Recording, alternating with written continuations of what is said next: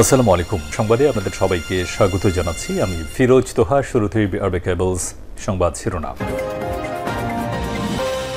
বাংলাদেশের সর্বশেষ গুরুত্বপূর্ণ আপডেট সংবাদে আপনাকে স্বাগত। শুরুতেই সংবাদ শিরোনাম, পরে বিস্তারিত। শুরুতেই জানিয়ে দিব, শতাধিক আনসার কারাগারে। সচিবালয়ে নাশকতার মামলায় শতাধিক আনসার সদস্যকে কারাগারে পাঠানোর নির্দেশ দিয়েছে আদালত। এছাড়াও বাকিদের আদেশ পরে দেয়া হবে। এর আগে সোমবার ২৬ আগস্ট দুপুরে তাদের ঢাকার চিফ মেট্রোপলিটন ম্যাজিস্ট্রেট সিএমএম আদালতে তোলা হয়। জানা গেছে, পুলিশের কাজে বাধা দেওয়ার অভিযোগে রাজধানীর পল্টন মডেল থানায় ৪,১১৪ জন আনসার সদস্যদের বিরুদ্ধে মামলা দায়ের করা হয়েছে। এর মধ্যে ১১৪ জনের নাম উল্লেখ করা হয়েছে এবং বাকি সদস্যদের অজ্ঞাতনামা আসামি করা হয়েছে। এরপর জানিয়ে দিব, সচিবালয় আনসার কাণ্ড যা জানালেন প্রত্যক্ষদর্শীরা। বাংলাদেশ সচিবালয়ের সামনে এবং ভেতরে দীর্ঘ সময় ধরে অবস্থান করে আনসার বাহিনীর সদস্যরা। এ সময় তারা কর্মকর্তা কর্মচারীদের অবরুদ্ধ করে রাখে সচিবালয়ে এবং প্রথমে শিক্ষার্থীদের মারধর এবং পরে সেনাবাহিনী সহ উভয় পক্ষের মধ্যে ধার ঘটনা ঘটে এবং এ ব্যাপারে ব্যাপক সমালোচনার জন্ম দিয়েছে আনসার সদস্যরা। সদ্য দায়িত্ব নেওয়া অন্তর্বর্তীকালীন সরকার এখনও তাদের কাজকর্ম ঠিকভাবে গুছিয়ে উঠতে পারেনি। এর মধ্যে দেশের দক্ষিণ পূর্বাঞ্চলে ১১টি জেলায় ভয়াবহ বন্যা দেখা দিয়েছে। এর ভিতর আবার এক একজন আসছে এক একটি দাবি নিয়ে। জানিয়ে দিব, আনসারদের কথা কাজের ধরনই প্রকাশ করছিল তাদের উদ্দেশ্য ভিন্ন, অভিযোগ করলেন আন্দোলনের সমন্বয়ক সাজ্জিস আলম। এবারে জানাবো, হাসনাত আবদুল্লাহ সর্বশেষ অবস্থা জানালেন ঢামেক পরিচালক। রাজধানীর সচিবালয়ে আনসার ছাত্র সংঘর্ষে আহত বৈষম্যবিরোধী ছাত্র আন্দোলনের অন্যতম সমন্বয়ক হাসনাত আবদুল্লাহকে কেবিনে দেয়া হয়েছে বলে জানিয়েছেন ঢাকা মেডিকেল কলেজ হাসপাতালের পরিচালক ব্রিগেডিয়ার জেনারেল মোহাম্মদ আসাদুজ্জামান। আর সাংবাদিকদের এসব তথ্য জানান তিনি বলেছেন, হাসনাত আবদুল্লাহ এখন একটু ভালো আছে, তবে তার ট্রিটমেন্ট চলছে।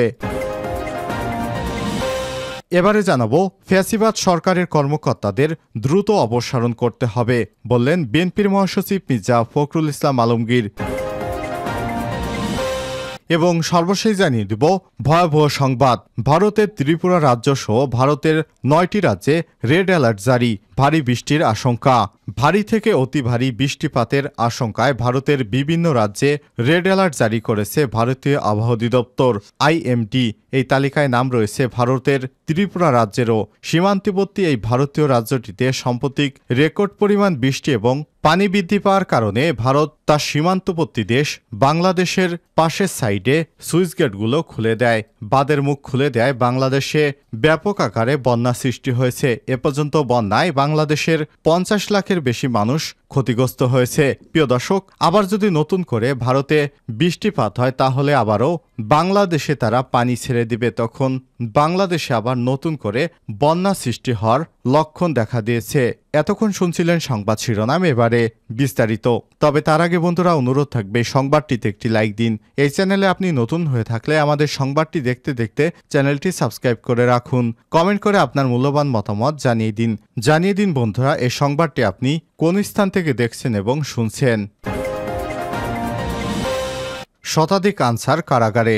সচিবালয়ে নাশকতার মামলায় শতাধিক আনসার সদস্যকে কারাগারে পাঠানোর নির্দেশ দিয়েছে আদালত। এছাড়াও বাকিদের আদেশ পরে দেয়া হবে। এর আগে সোমবার ২৬ আগস্ট দুপুরে তাদের ঢাকার চিফ মেট্রোপলিটন ম্যাজিস্ট্রেট সিএমএম আদালতে তোলা হয়। জানা গেছে, পুলিশের কাজে বাধা দেওয়ার অভিযোগে রাজধানীর পল্টন মডেল থানায় ৪,১১৪ জন আনসার সদস্যদের বিরুদ্ধে মামলা করা হয়। এর মধ্যে ১১৪ জনের নাম উল্লেখ করা হয়েছে। পল্টন থানার উপপরিদর্শক সাজ্জাদ হোসেন ভূঁইয়া বাদী হয়ে মামলাটি দায়ের করেন। উল্লেখ্য, নিজেদের চাকরি জাতীয়করণের দাবি আদায়ে রোববার ২৫ আগস্ট প্রায় ১০,০০০ আনসার সদস্য সচিবালয় ঘেরাও করে এবং অন্তর্বর্তী সরকারের ৭ জন উপদেষ্টা সহ সচিবালয়ের অন্যান্য ঊর্ধ্বতন কর্মকর্তাদের জিম্মি করে রাখে। উত্তেজিত আনসার সদস্যরা শান্ত করার জন্য বিকেলে আনসার এবং ভিডিপি মহাপরিচালক মেজর জেনারেল আব্দুল মোতালেব সাজ্জাদ মাহমুদ সচিবালয়ে আসেন। এরপর আন্দোলনরত আনসার সদস্যদের দাবি মেনে নেওয়ার আশ্বাস দেন তিনি। কিন্তু এরপরও কিছু উত্তেজিত আনসার সদস্যরা সচিবালয় ঘেরাও করে। তারপর সেখানে উপদেষ্টার ৭ জন সদস্য এবং সচিবদের জিম্মি করে তারা নানা রকম স্লোগান দিতে থাকে এবং 3 নম্বর সচিবালয়ের গেট ভেঙে ভিতরে প্রবেশ করে বিশৃঙ্খল কর্মকাণ্ড শুরু করে। এ সময় সেনাবাহিনীর সদস্যরা এবং ঢাকা ইউনিভার্সিটির শিক্ষার্থীরা এলে 6 জন সেনা সদস্যকে তারা এলোপাতাড়ি পেটাতে থাকে এবং অন্তত 40 জন শিক্ষার্থীকে তারা হামলার শিকার করে এবং ঢাকা ইউনিভার্সিটি থেকে তারপর অনেক শিক্ষার্থী আসার পর আনসার সদস্যরা ভয়ে পালিয়ে যায়। তখন সেখান থেকে প্রায় 100 জনের উপরে আনসার সদস্যদের গ্রেপ্তার করা হয়। সচিবালয়ে আনসার কাণ্ড যা জানালেন প্রত্যক্ষদর্শী এবং আনসার সূত্র। বাংলাদেশ সচিবালয়ের সামনে এবং ভেতরে দীর্ঘ সময় ধরে অবস্থান করে আনসার বাহিনী কর্মকর্তা কর্মচারীদের অবরুদ্ধ করা এবং প্রথমে শিক্ষার্থীদের মারধর এবং পরে উভয় পক্ষের মধ্যে পাল্টা ধার ঘটনা ব্যাপক সমালোচনার জন্ম দিয়েছে। সদ্য দায়িত্ব নেওয়া অন্তর্বর্তীকালীন সরকার এখনও তাদের কাজকর্ম ঠিকভাবে গুছিয়ে উঠতে পারেনি। এরই মধ্যে তারা নানা রকম ঝামেলা শুরু করেছে। এ অবস্থায় সরকার এবং দেশবাসী যখন বন্যা মোকাবিলায় ব্যস্ত, তখন দেশের প্রশাসনের প্রাণকেন্দ্র সচিবালয় অবরুদ্ধ করে আন্দোলন করায় আনসার বাহিনীর উপর ক্ষুব্ধ হয়েছে গোটা দেশবাসী। বিশেষ করে রোববার বিকালের মধ্যেই যখন তাদের অধিকাংশ দাবি মেনে নেওয়া হয়, তখন আর আন্দোলনের যৌক্তিকতা থাকে না। কিন্তু তারপরও আন্দোলন চালিয়ে যাওয়া এবং এক পর্যায়ে শিক্ষার্থী এবং সেনা সদস্যদের উপর হামলা চালানোয় তীব্র ক্ষোভের সৃষ্টি হয়। এমনকি অনেক বাহিনীর বিলুপ্তি দাবি করেছে। আবার কেউ কেউ বলছে সম্প্রতি বিদায় নেওয়া 16 বছরের স্বৈরশাসকের দোসর হয়ে তারা কাজ করছে। জানা যায় গতকাল শিক্ষার্থীদের উপর আনসার সদস্যদের হামলা এবং পরবর্তীতে দুই পক্ষের মধ্যে সংঘর্ষে সাংবাদিক, সেনাবাহিনী ও শিক্ষার্থী মিলে অন্তত 40 জন আহত হয়েছে। এদের মধ্যে বৈষম্যবিরোধী ছাত্র আন্দোলনের অন্যতম সমন্বয়ক হাসনাত আব্দুল্লাহ এবং সাজিশ আলমও রয়েছেন। এদিকে শিক্ষার্থীদের উপর গুলি চালানোর অভিযোগ উঠেছে আনসার সদস্যদের বিরুদ্ধে। এদিন সরকারের অন্যান্য দাবি মেনে নিলেও চাকরি জাতীয়করণের এক দফা দাবিতে অনড় থাকেন তারা। শেষ পর্যন্ত রাতে তাদের সঙ্গে ভয়াবহ সংঘর্ষ ঘটে শিক্ষার্থীদের। আনসারদের কথা কাজের প্রকাশ করছিল, তাদের উদ্দেশ্য ছিল ভিন্ন, বললেন সাজিশ আলম।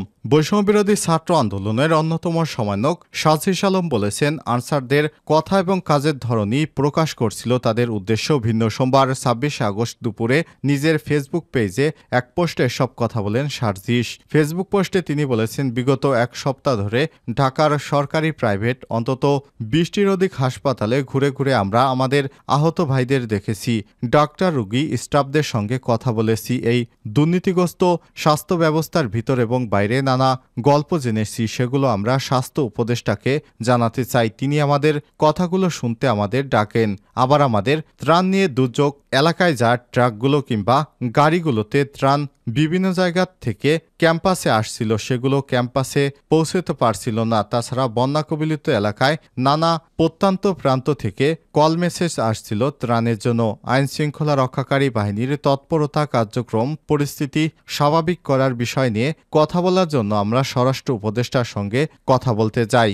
এই দুই বিষয় নিয়ে কথা বলতে যাওয়ার সময় আমরা সচিবালয়ের আশেপাশে রাস্তাগুলোতে অবরুদ্ধ করে আনসারদের আন্দোলন দেখতে পাই। পরে এ বিষয়টি আমরা স্বরাষ্ট্র উপদেষ্টাকে জানাই। আমরা জানতে পারি আমাদের পূর্বেই আমাদের অন্য দুই উপদেষ্টা নাহিদ ইসলাম এবং আসিফ মাহমুদ স্বরাষ্ট্র উপদেষ্টার সঙ্গে এ বিষয়ে কথা বলে যৌক্তিক সমাধানের আহ্বান জানান। কিন্তু তারা তারপরেও তাদের দাবিদা নিয়ে সচিবালয় ঘেরাও করে দেশকে একটি অরাজকতা অবস্থায় ফেলে দিতে চায়। এ থেকেই বোঝা গিয়েছে তারা বিগত ফ্যাসিস্ট সরকারের দোসর।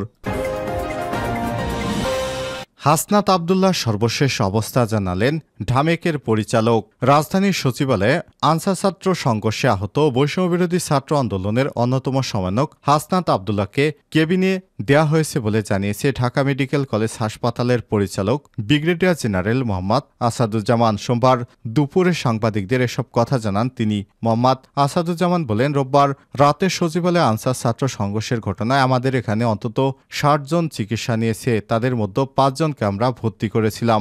বৈষম্যবিরোধী ছাত্র আন্দোলনের অন্যতম সমন্বয়ক হাসনাত আব্দুল্লাহকে জরুরি বিভাগে ওয়ান স্টপ ইমার্জেন্সি সেন্টার থেকে এখন কেবিনে দেওয়া হয়েছে। বর্তমানে তার অবস্থা আগের থেকে ভালো, তিনি সুস্থ হয়ে উঠবেন, একটু সময় লাগবে।